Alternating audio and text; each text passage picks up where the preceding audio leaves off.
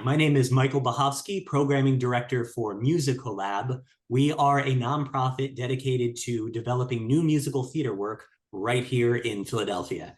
Today, I'm going to be speaking with playwright Steve Seyfried, who, together with composer-lyricist Charlie Gilbert, has written a musical, Goosefeathers, and we're so excited we are going to be producing our first developmental workshop of Goosefeathers on Saturday, August 26th at 2 and 7 p.m. at the Proscenium Theater at the Drake in Philadelphia. You can get tickets right now at musicolab.org. Steve, pleasure to have you here. Thank you so much for talking with me. Oh, I'm delighted to be with you. Thanks for the opportunity. So before this was a musical, this was a straight play that you wrote by yourself. How did you conceive of it originally? And what made you choose the commedia dell'arte as your structural inspiration? Well, my wife and I had started a company called Duet Productions. The two of us writing and producing and performing two-actor fairy tales that would travel to schools and libraries. And as we progressed through the years doing this professionally, we became interested not only in fairy tales, but also in folk tales, and started branching out to trying to reach as many different countries that we could bring into the schools. We wrote plays from, I guess the first one that we did from folk tales was The Legend of Finn McCool, play from Celtic folklore. Cool. And from then on, we went to China, we did Greece, we had Aesop's Fables, we did Robin Hood from England. And then we looked at Italy. And the commedia dell'arte certainly fit into our kind of wacky approach to rewriting fairy tales in a fun way that still conveyed the essential tale, but would land somewhere between an accurate retelling of an historic fairy tale and Rocky and Bullwinkle arriving at any given moment. So that led us to Italy, and the commedia dell'arte, with its again crazy physical comedy, the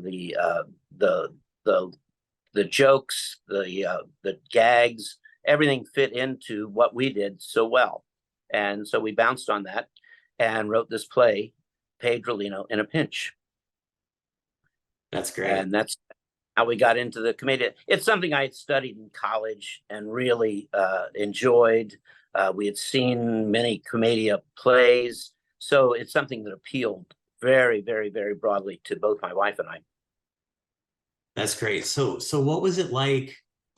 You create this version of Goosefeathers and it's complete itself as a play. What was it like watching that take on a new form when suddenly it has original songs written by Charlie? And what did collaborating with Charlie look like on a practical level? Well, it was great fun working with Charlie, just for starters. And what happened was that Charlie had actually sent us one of his children's musicals years ago. And I really liked it, but we weren't actually producing work from any other artists. But we liked very much what he had done with this musical. And we thought it's about time for us to branch out and add some music to one of our shows. And we thought this would be a good opportunity to make that break. And so we approached Charlie and said, liked your material and would love for you to provide that spark to one of our shows. So were you actively involved with the process of turning that into a musical format, or were you just kind of like, all right, here's the script, let's see what you come back with, and then we'll talk about it? No, the process, as I remember it, we would read through the script and pick out the spots that a song would really enhance the show. Of course, an opening number to set the commedia, and then focused on some of the funniest scenes and took those and added music to them, either as a lead-in or as an actual portion of the the comedy of the scene. So that was the process. And then I think then Charlie went and did his thing, took our script, took the scenes that we wanted to add music to, and came back and with the material that we really liked. It was quite a few years ago, but it seemed like a relatively simple process. It's like, oh, Charlie, nice work. That's a good one. And oh, wow, there's another good one. So let's keep doing this. And we found the number of musical numbers that we wanted, and proceeded to put it all together. Would you say the parts of your script that didn't get turned into a musical portion, does that remain what you originally wrote, or did you adjust it based on the new material that was available? I would say we adjusted it minimally, very little, just adjusting it to make sense of a lead in, or to have enough dialogue or a monologue to cover the introductory music for a piece, or a way to get out of the music of a piece and into the next scene. But we didn't adjust the story at all. It flowed right on through. So I guess my last question for you is, we have a lot of collaborators here in the Musical Lab community. Sometimes 3 people on the same project. We'll have the composer, separately the lyricist, and separately the book writer. Do you have any advice for navigating a successful collaboration between artists with different skill sets who are ultimately looking to put together one cohesive piece?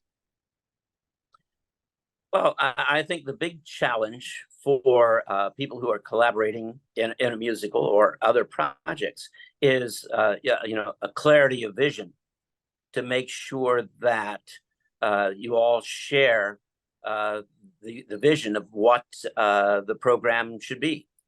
Now, within that, of course, there are subcategories that each, whether you're a lyricist or a musician or the playwright, need to advance. But each thing does have to relate to the other portions, and not be taken off in any given direction. So, and everybody gets their ideas, and you may start at a point where you think you've got a terrific idea that branches off from your script, but is taking you away from what would be effective musically. So time for discussion, time to open things up and make it real clear what direction are we going? Does this serve the ultimate vision of the piece? That's a great way to put that. I think that's the key to successful collaboration, probably in anything, is I like how you put that, is making sure that you're ultimately serving the vision of the piece, that you're not just kind of serving yourself as an artist, which we all like to do, for sure. We do our art for a reason, we enjoy it, but ultimately it's several people in service of the same project. Yeah, I think one of the things you need to be ready to do is lose some of your favorite moments, some of your babies, and kick them out of the house. You may have something that you think is a brilliant moment that works for you but doesn't work for the rest of the piece. You need to be able to say, okay, that's out of here. I'll save it for another project, maybe. Steve, thank you so much for talking with me. I'm really excited to see this show and see how it evolves. Again, this is going to be on Saturday, August 26th. We have a 2 p.m. and a 7 p.m. show at the Proscenium Theater at the Drake in Philly. You can get your tickets right now at musicolab.org. Steve, thank you again so much. Thank you for the opportunity to talk about the show. We're very excited about this moving it forward in this process. It's been a long time since we've added new material, and I think I'm really excited to see how it plays out in the next rehearsal process and performance. Well, that makes 2 of us. I'll see you there. Okay, thank you.